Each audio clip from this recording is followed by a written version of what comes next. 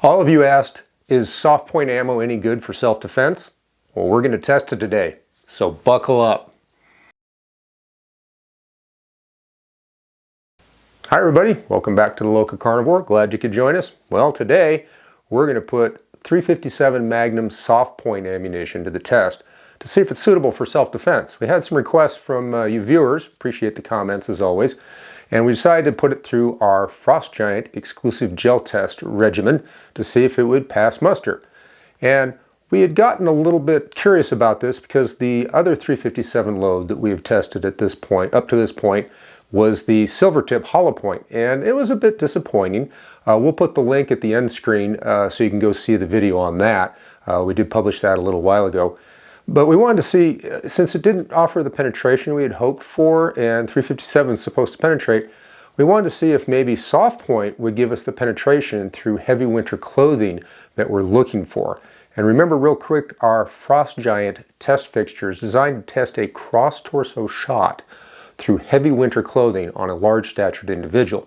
Show you a quick picture here of how that rig's set up. Basically, you've got cloth packages on the outside of one block, which simulates the outside sleeve material, and we use genuine winter clothing material, hollow fill insulation, polar fleece, the whole smash. So it is what somebody would normally be wearing on a cold winter day in the North Country. It's very accurate depiction.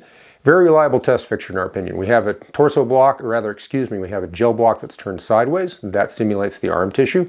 And then we have two packages of cloth material for simulating both the inner sleeve and then the torso garments itself, and then a gel block which is turned lengthwise, which would be analogous to the torso. And these, of course, are Clear Ballistics brand gelatin blocks that we're using. And what we're looking for here for a minimum penetration standard is 12 inches into that torso block, because if you look at a large statured person, their chest cavity is generally about 22 to 24 inches wide at the armpits. The math says then to reach the middle of the chest cavity where the heart is, you need 12 inches of penetration into that. And that's after it's gone through the cloth pack, the arm, and the other two cloth packs. So it's a very challenging test. And like we said, the silver tip was a bit disappointing. You can go look at that for yourself. We wanted to see if the soft point ammunition, which is normally intended for hunting, if this would actually work. And the test gun for today was a Model 65 Smith & Wesson .357 Magnum revolver with a 4-inch barrel. So let's head on down to the range and see how this thing did. By the way, before we get down there, don't forget to give us a big like, subscribe. We want you on the LocaCarnivore team, and ring that notification bell so you won't miss any of our great videos.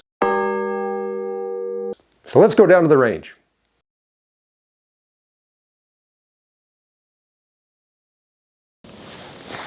Alrighty, .357 Magnum, Federal, American Eagle, 158 grain, jacketed soft point. See how this does on the Frost Giant. See if we can get a clean placement here.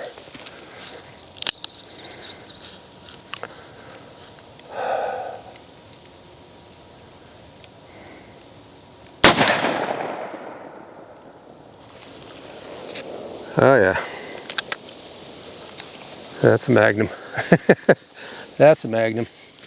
Oh yeah, we hit. Clean too. Nice clean hit. Cloth packages discombobulated, all the heck.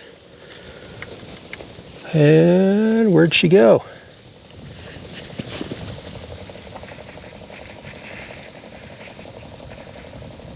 Right there. Is that it? Yep. Oh, no. Nope. Just must have nicked the 44 special. Yeah. So complete pass through, 2 jugs, 3 jug, and it's in the 3rd jug here somewhere, I think. Yeah. Okay. So 3 jugs.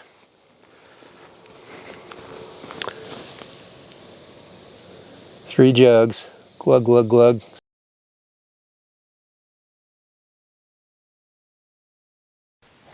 Alrighty then, we did manage to recover the 158 grain .357 Magnum soft point from that last water jug, stopped in the third water jug. Actually dented the far wall, but didn't penetrate, so it got knocked back into the gel jug. You can see there's just a little bit of pushback on the nose of the bullet. It does flatten out, which gave us a small temporary cavity in the initial gel block after it went through the fabric. But obviously, outstanding penetration. Hey, we would really appreciate your support. We do have a Patreon. We'd appreciate anything you can contribute there. Links in the description. Please go over to our website, LocaCarnivore.com. Links in the description. Hit the store tab at the top when you're at the website. Get into the merchandise, and we'd appreciate some support from that as well. Thank you. Alrighty then, you got to see how this thing performed. Pretty shocking, actually. We were worried about getting enough penetration. Well, we got that and then some, as you saw. And while you're at it, do you use this load? Have you ever carried soft points for self-defense? Are you thinking about it? We'd love to hear from you. Go down in the comments and let us know. And don't forget to share this video with everybody. We appreciate it. Stay to the end for us. We've got a few extra things here for you. To summarize, excuse me, I get ahead of myself sometimes. I'm really excited about doing these videos, as you can tell.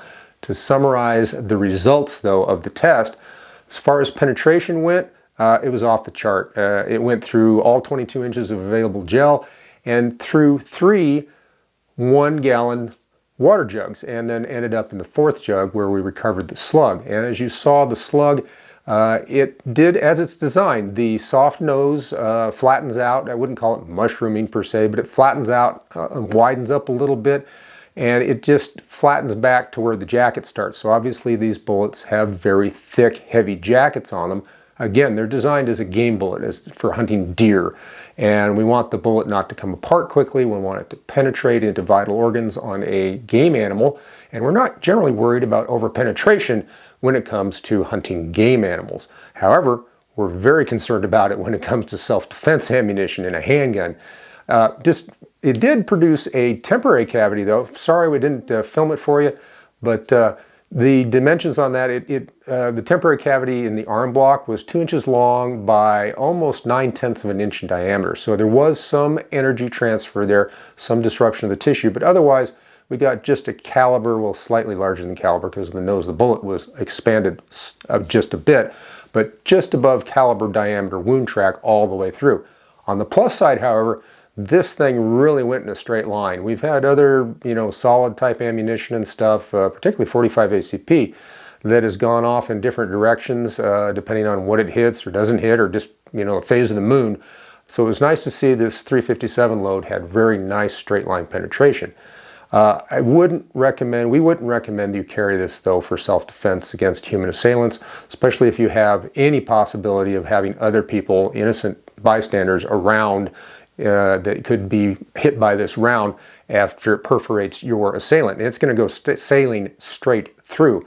Rest assured, it will definitely do that. And as you saw, given how many jugs it penetrated, water jugs it penetrated, it's got plenty of energy after it leaves its initial target, so it could do some significant damage to anybody or anything that was downrange of your intended target. So we don't really recommend it for that. However, on the plus side, if you're looking for a quick and dirty do-for load for like bear defense or mountain lion, stuff like that, against dangerous animals, not a bad load. It's not as good as hard cast lead, but it still gives you enough penetration and a little bit of energy transfer to make it a viable load as an alternative load, if that's the only thing you can get, for wild animal defense. Yeah, okay, this thing had a lot of penetration, over penetration, but did you see how hard it pounded those gel blocks? I mean, it blew that cloth pack on the front just completely off almost, and it just really smacked the holy heck out of that thing. We hope you found the information in this video valuable. We hope you enjoyed it. Thank you for spending your valuable time here with us at the LocaCarnivore. And remember, always, always insist upon facts. Thanks for watching.